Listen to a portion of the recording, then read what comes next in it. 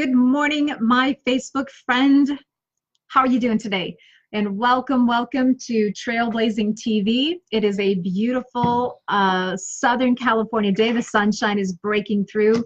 We had sometimes what we call out here is June gloom, but we're in September, so we're actually coming into what will be our hot summer. So I thank you for investing your time. Hey, Kate, welcome on aboard. Welcome to Trailblazing TV. Kate, share with us where you at and where are you hailing in from? I appreciate you being here. Would you like to let the world know where you're checking in from? Oh, hi, Tamra. Nice to see you. So Kate says hello. Today's been a really jam-packed day, so for those of you that are checking in or watching on the replay, I don't know about you, but with the holiday, I had a great holiday. I got a lot of things done and jumped back into business on Tuesday. It felt like a Tuesday. Hey, Tamra.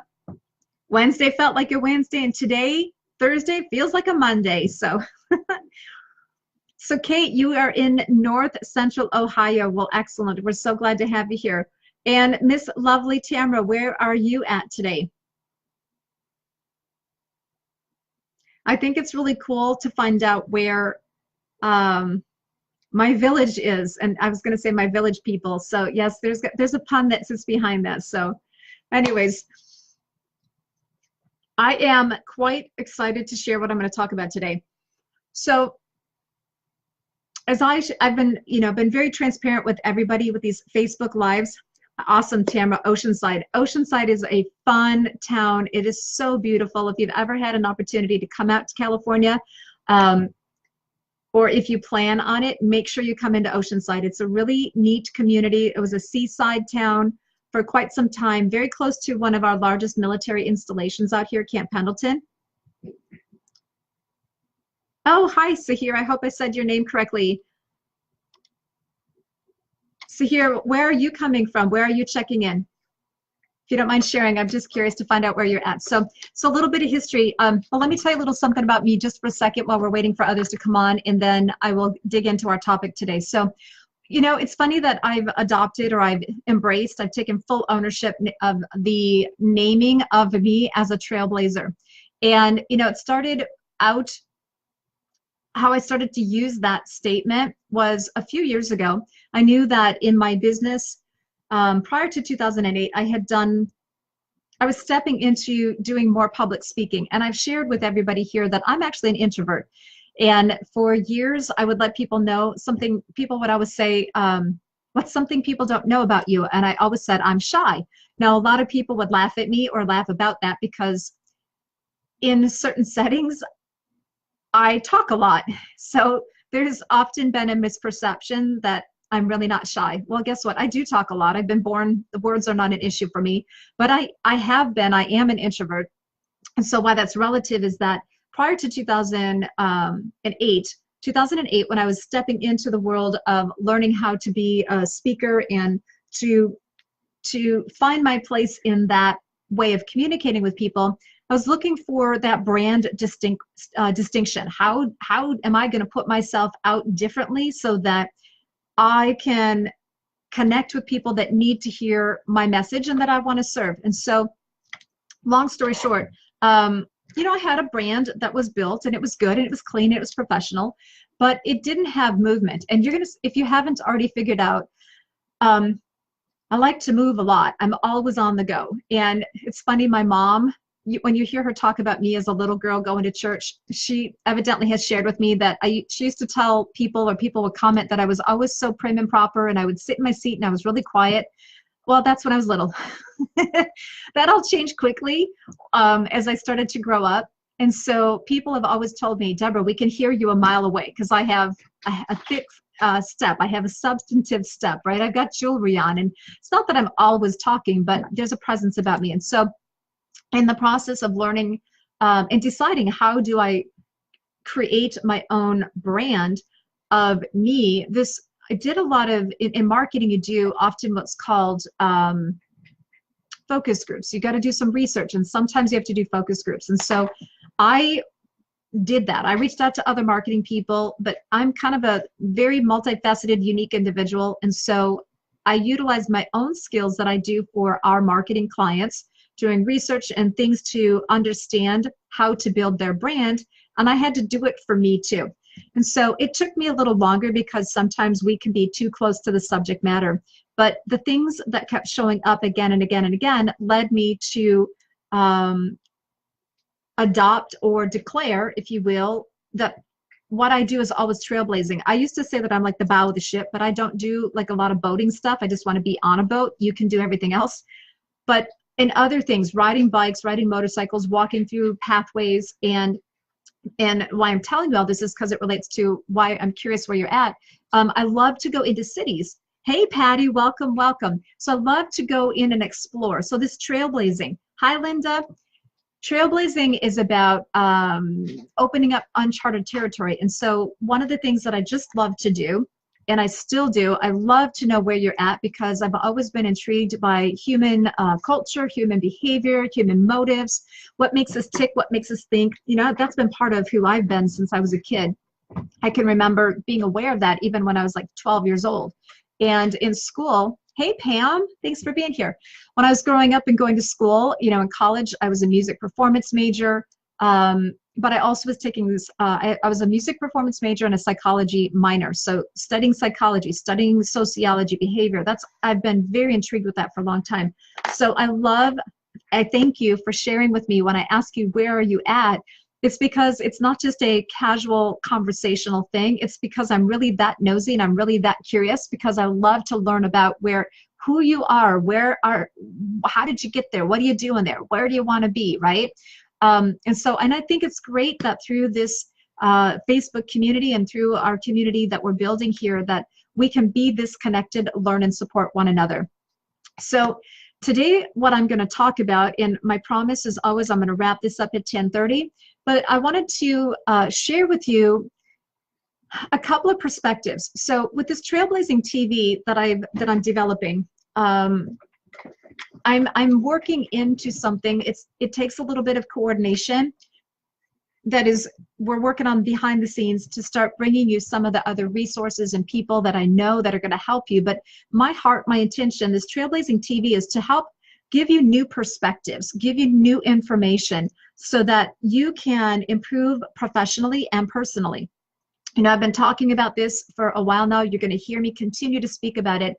There's this aspect that I call the H factor, the H factor. For those of you that do, I think it's sign language American, it's the H factor, right? The human factor. And there's this element, and I encourage you, really look into your heart. Where are you at? Where do you want to be? And what's the disconnect? Because most people live in a state of disconnect. And all we have to do, there's not all, but there's certain things that we can do to bridge the gap, to get from where the who we want it to be so that we can live it. Okay. So hi, Marlon. Thanks for coming back. So this concept of when to lean in and when to pivot, this is, love it. Jim has joined us from Monroe, North Carolina. You grew up in Jersey, though. Caregiver for mom. Awesome. Thank you for investing some of your time, and thanks for sharing. Okay, so when to lean in and when to pivot. You know, I was really, so I'm going to give you kind of a perspective. So just like we talked about in our last episode about bottom line. So in my day-to-day, the core of what I do is help businesses get business and make money. So I want you to apply this perspective I'm going to teach you today. You can choose to take it into, if you are running a business, the concept of when to lean in and when to pivot applies if you are a business owner. If you're thinking about building a business, it will apply. If you're working as a professional for somebody, it applies, but it also applies on the human side. So when to lean in and when to pivot. So let me give you kind of the analogy of where I really started to understand the nuances. So the nuances of this came from riding motorcycles out in the desert. And for those of you who don't know, you know, I knew riding a motorcycle was a cool thing when I was like 8 years old. And so my husband, when we first met, that was what he did, is he bought me a motorcycle, and we've been doing this off-road riding for a long time. And so riding a motorcycle, a dirt bike, is different than driving a bicycle on a road, or driving a car on a road, or driving a motorcycle on a road. And just, so let me see if I can give you this analogy. So for those of you who are not off-road riders, you'll be able to translate this. It could be something as, you know what, you could do it when you're cooking. Okay, this concept works even if you're cooking something. So think about when you're making eggs. Let's talk about scrambled eggs, something super simple, right? There's a time with, you have the heat of the pan, you're cooking the eggs, and you're stirring them, and there's a point where you start to see the eggs really cook, right? They're getting kind of white and kind of fluffy, and you're stirring them, and you might all have your own ways of doing it, but there's a point where the eggs, the temperature's right, and you really have to pay attention. Like, you have to pay attention. You have to lean in a little bit more to paying attention to the details of the eggs, so that as you're stirring them, there's just the right time to, you need to stir them to make them light and fluffy. Because if you don't, and you want scrambled eggs, if you ignore the symptoms or the signals, right, that are showing up that, hey, it's time to really stir, and you must lean in and keep stirring these, don't walk away from it, because if you walk away, they'll burn, or you won't get scrambled eggs. So there's this point where there are these little tells. What are the little identifiers that in your life or in business that are cues to you, so to speak, for you to pay more attention, get in a little bit closer, and get through the moment so that you can have the end result that you want. So I hope that makes sense. I'm going to give you a second. If you could give me a thumbs up somewhere if that analogy of the egg stirring made sense, because I'm trying to translate a concept here. So did that work okay for you? Thumbs up, thumbs up. Anybody thumbs up? I hope. I'll give you a second here.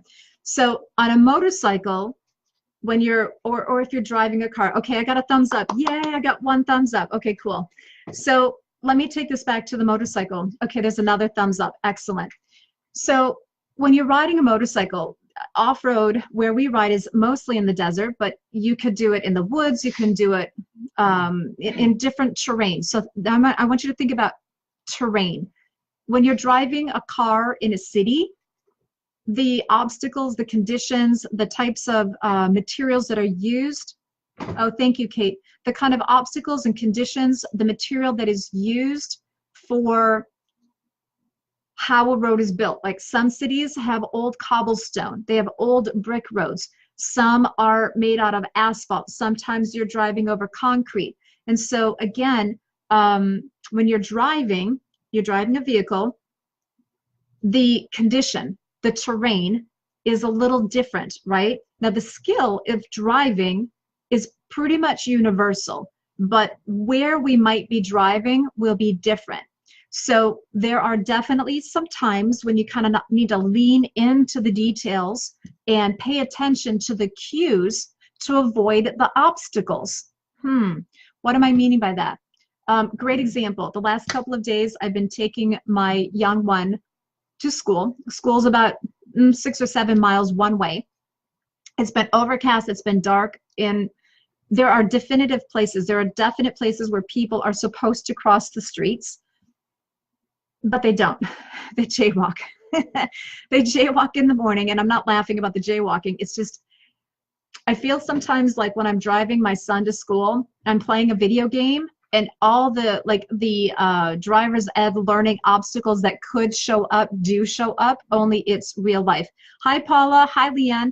So when you're driving, right, again, paying attention to the cues, because you have to make decisions. Do you have to avert? So, like, for example, sometimes you lean in and you're leaning into the cues of the conditions around you. You're paying attention to the terrain that you're working in. This applies to business. This applies to personal life. What is the situation or the circumstances that you're trying to get through? And sometimes everything's clear and you must pay attention to all the details, because there are times when I'm driving my son to school where there are large intersections, there's trains, there's buses, there's crosswalks, there's lots of people going to be walking. And as we lead up to these, there's one in particular, for some reason, a lot of people just tend to jaywalk in the dark morning wearing dark clothes in the middle of the road, and they'll just jut out in front of you. So if I were not paying attention as the driver, right, leaning in to the conditions that I know tend to show up, there could be a problem. And I'm not exaggerating. Yesterday when I was driving him to school, there must have been 4 people that jaywalked in this one section. And it's not like they all did it together. They're just doing it at different times. So we have to be attentive, because when we're making growth decisions for business, right? Let's say you have a new product you're selling. You are making a decision about how to market, or you have to make a decision about how you're going to fulfill your service.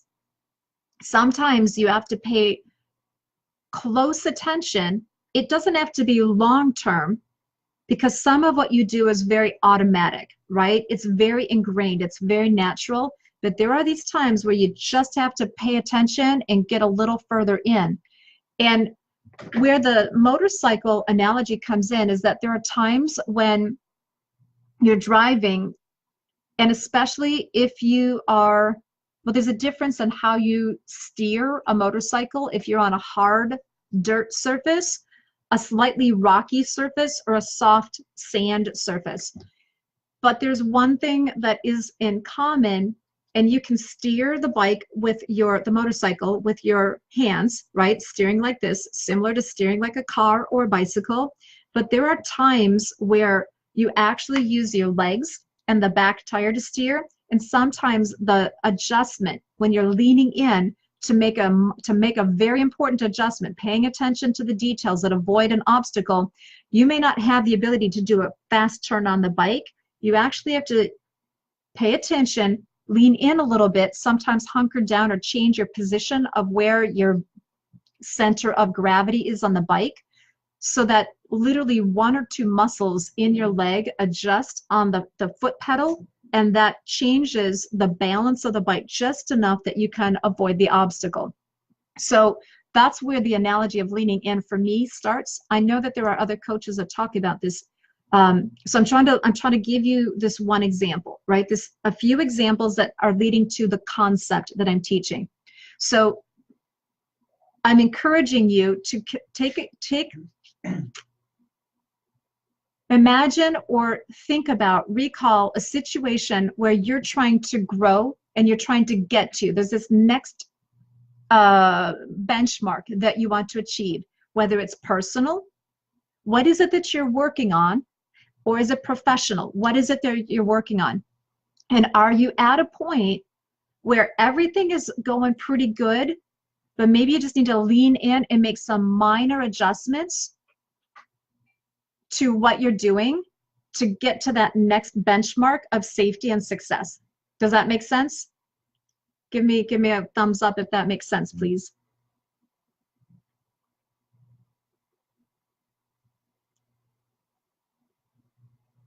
Okay, so while you're all kind of interacting here, I'll take you to the other side, because there's a in contrast to side of things, right? Okay, great, I'm getting a thumbs up, yay.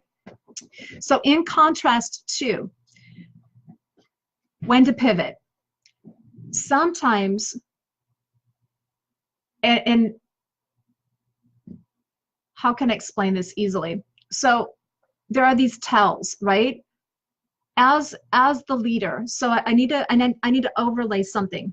I have a belief, and this is my belief, you are a leader. Okay, I firmly believe that everybody is born with leadership capacity. I believe that we are hardwired, genetically, DNA ingrained to be leaders. A lot of people will debate that, because there's this conversation that it's kind of what comes first, the chicken or the egg. Are you born a leader or made a leader? I firmly believe, it's my opinion, but I'm very firmly attached to this belief right now, that we're all hardwired to be leaders, because even little children, like little children a year old, if you've ever watched a child around a baby, a little toddler has leadership abilities, right? So I believe that we're all hardwired, and it comes from within being part of a family and being raised into that natural desire to want to have a family. So inside a family, there are leadership principles. Now, to serve long-term as a leader, that's where skills are required. Yes, there's a lot to learn there, but I do believe that we're hardwired with it.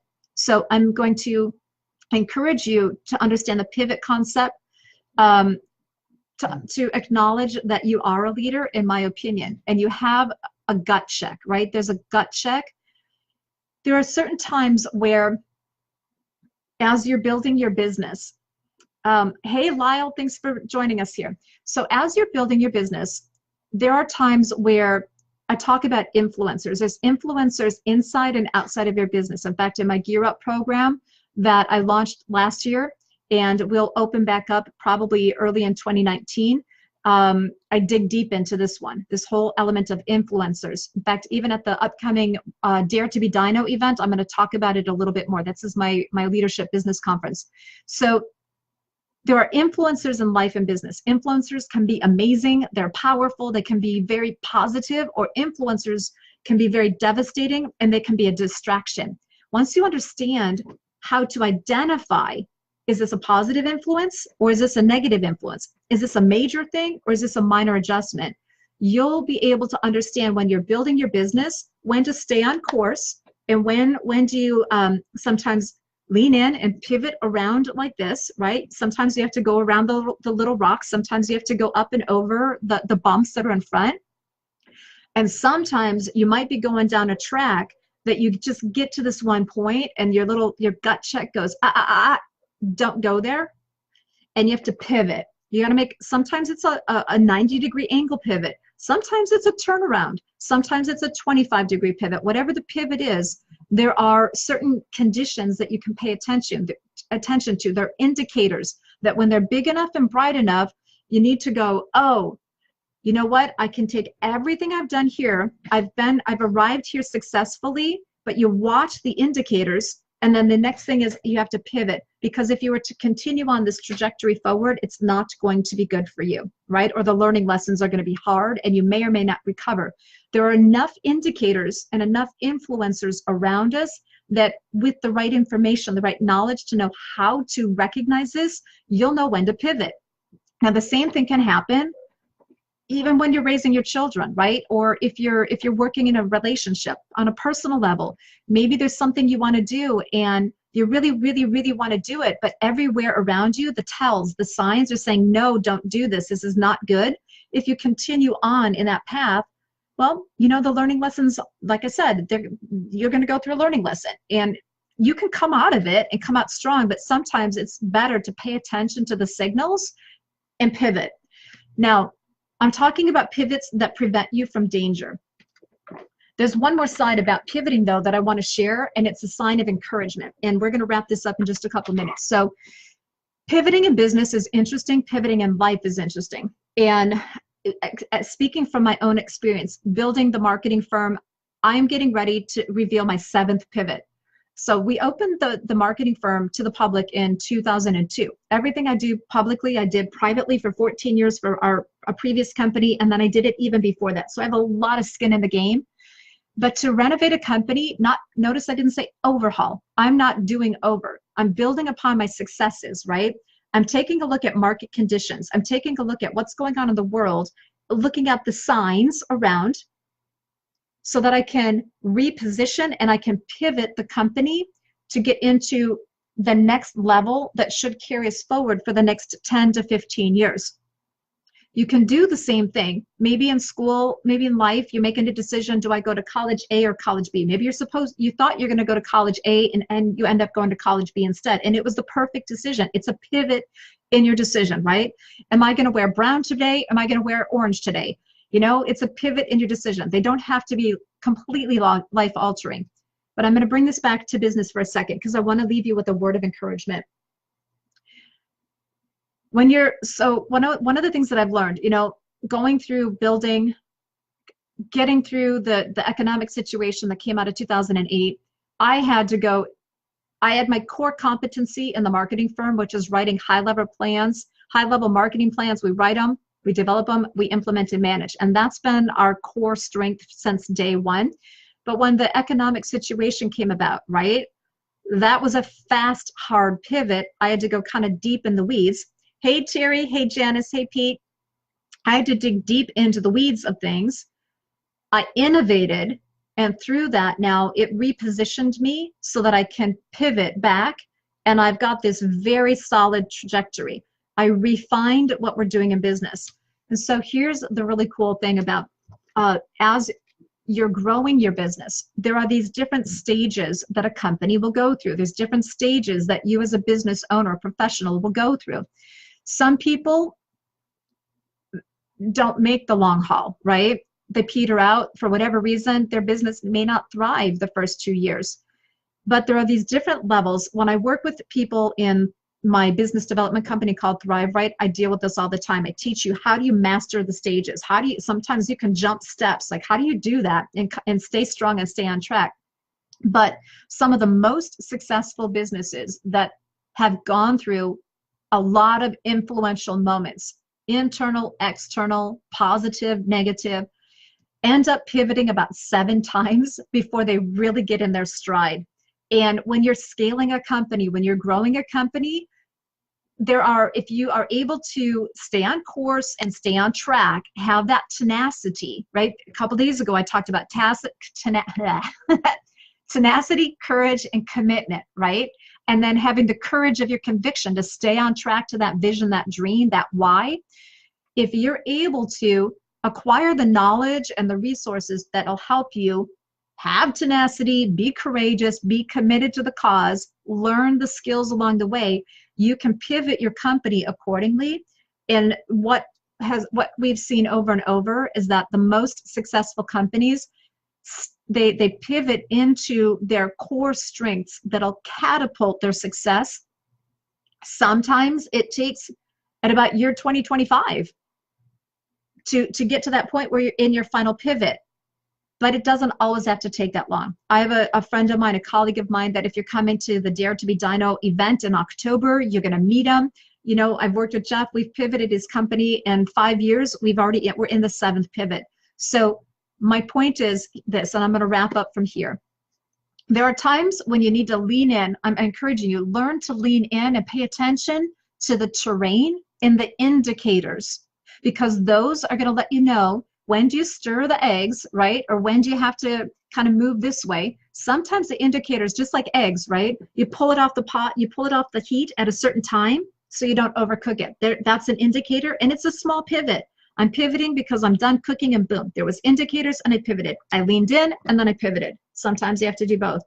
Other times you're just going to pay attention to the terrain, lean into the details, and then know when to pivot.